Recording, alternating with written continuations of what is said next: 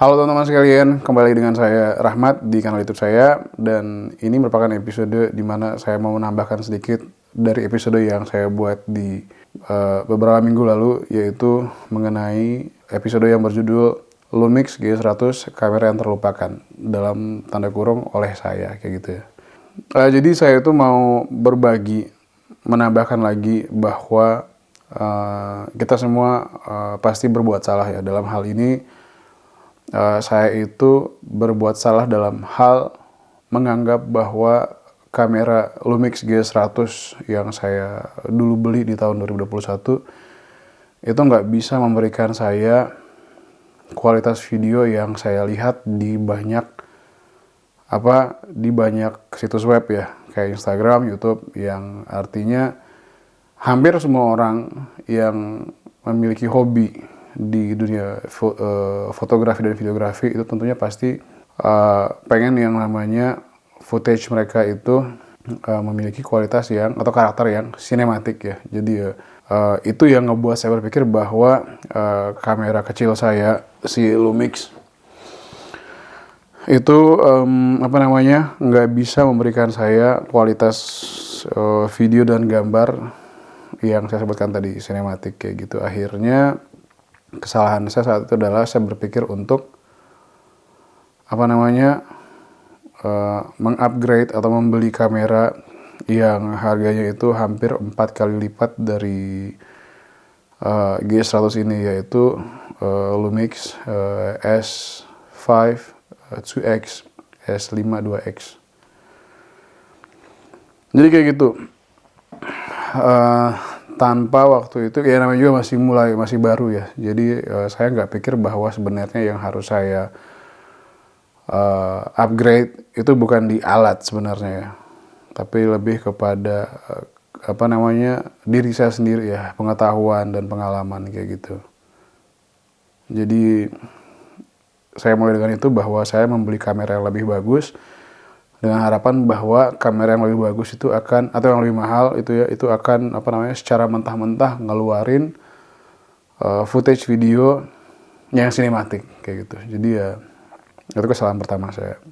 Akhirnya setelah S5 2X kebeli ya, itu bahkan saya tambahkan lagi dengan Cinelens yang semuanya serba manual ya teman-teman ya, dengan harapan tadi itu bakal memberikan sebuah karakter gambar atau video yang sinematik gitu ya, yang bakal menarik perhatian banyak orang gitu. Jadi selama saya menggunakan S5 2X ya, yang lagi saya gunakan saat ini nih, itu semangat saya tuh naik tuh. Jadi semangat untuk mencari tahu informasi bagaimana caranya, komposisi gambar, komposisi di frame gitu. Terus masalah lighting juga ya, arah lampu dari mana, terus logika pencahayaan itu seperti apa, banyak lah masalah pewarnaan, terus shutter angle dan lain-lain, itu banyak sekali. Jadi antusiasme saya itu dan semangatnya itu besar ketika memiliki S5 2X ini kan ya. Jadi saya berkunjung ke forum-forum online kayak gitu, ngelihat try and error, banyak intinya saya semangat gitu loh, dan dengan S5 2X ini akhirnya saya mendapatkan pengetahuan gitu teman-teman ya, pengetahuan mengenai yang tadi saya sebutkan tadi itu, variabel-variabel dalam fotografi dan videografi.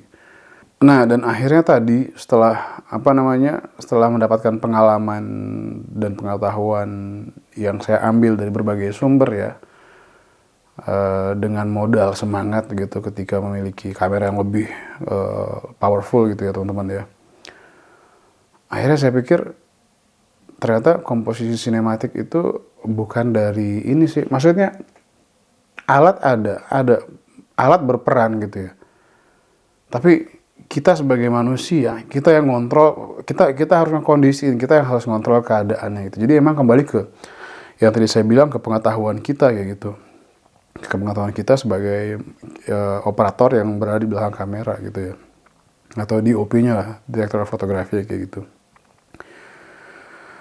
Akhirnya dengan pengetahuan tersebut saya pikir iseng-iseng coba nerapin pengetahuan tersebut di Lumix G100, dan pada akhirnya hasilnya nggak ngecewain ya teman-teman ya, karena pada akhirnya saya lihat ini kamera kecil ini nih teman-teman nih, dengan lensa kit standarnya ini nih, itu bisa ngasilin gambar yang saya nggak pernah sangka. Maksudnya ketika saya ngebeli kamera ini, saya nggak punya pengetahuan sama sekali gimana cara ngebuat gambar-gambar yang, maksudnya ya gambar-gambar yang tadi itu, yang sinematik, yang komposisi, pencahayaan dan segala macam itu nggak tahu teman-teman. Jadi pada akhirnya dengan pengetahuan tersebut, ini kamera saya maksimalin penggunaannya dengan semua pengetahuan yang saya tadi dapat dari comot-comot di kanan kiri, nggak ngecewain.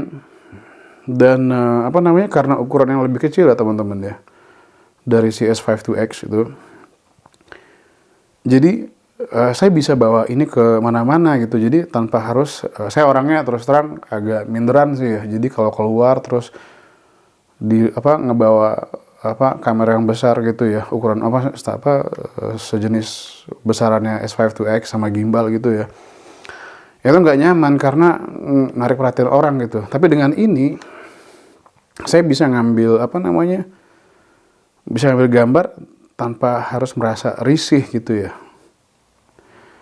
Dan yang kedua yang paling penting buat saya, walaupun ini kamera kecil dan baterainya juga nggak bisa kita andelin gitu ya untuk lebih lama gitu dalam hal operasional, nanti saya lebih ngerasa saya harus harus milih objek, harus cari momen yang bener-bener bagus biar kalau pas saya keluar itu nggak sia-sia gitu ya. Maksudnya karena keterbatasan baterai, akhirnya saya benar-benar harus mikir apa yang harus saya tangkap kayak gitu teman-teman. Akhirnya ya udah, setelah setelah saya aplikasiin ilmu dan pengetahuan yang saya dapat tadi ke kamera kecil ini, hasilnya itu buat saya nggak main-main. Jadi memang cerita yang digambar, yang diceritakan lewat kamera ini dengan standar kit lensnya nih, itu benar-benar sebuah karakter yang banyak dicari oleh para penikmat videografi ya, kebanyakan saat ini. Karena apa? Karena para penikmat videografi yang saya lihat, mereka itu berusaha untuk mendapatkan karakter gambar dari masa yang lalu kayak gitu. Jadi kalau saya bisa bilang kamera saat ini itu dan lensa saat ini itu betul-betul tajam, benar-benar itu benar-benar tajam, maksudnya bagus ya, tajam. Cuma orang kangen sama karakter sebuah gambar gitu yang ditangkap oleh lensa. Dan G100 dengan standar kit lensnya itu bisa ngasih karakter kayak gitu. Yang ngebuat kamera ini pada akhirnya menjadi kamera yang pada akhirnya sering saya bawa, sering saya saya gunakan untuk bereksperimen, itu adalah karena ketidaksempurnaannya teman-teman. Jadi lucu ya, di awal saya ngeliat ini nggak sempurna, saya berusaha untuk nyari yang sempurna, dan pada akhirnya setelah menggunakan sesuatu yang saya anggap lebih sempurna dari ini, kesempurnaan tadi itu ngasih saya kabar bahwa kalau kamu pengen kualitas gambar yang kayak gitu, kamu butuh yang namanya unsur ketidaksempurnaan. Jadi kurang lebihnya sempurna itu datang dari ketidaksempurnaan gitu gak sih ya? Kenapa jadi filosofis gitu, tapi intinya kayak gitu. Ini kamera karena nggak sempurna, itu yang ngebuat dia sempurna buat saya. Beberapa hari yang lalu itu di kanal YouTube saya ada sebuah komentar yang mampir ya, itu bertanya mengenai perbandingan antara Lumix G100 terus Sony ZV-10, terus ada juga Lumix GX9, mengenai mana yang paling bagus. Kalau seandainya beliau bertanya ke diri saya yang beberapa tahun lalu, 4-5 tahun yang lalu, kita pasti bakal ngulik dari segi teknis ya, dari segi speknya kayak gitu.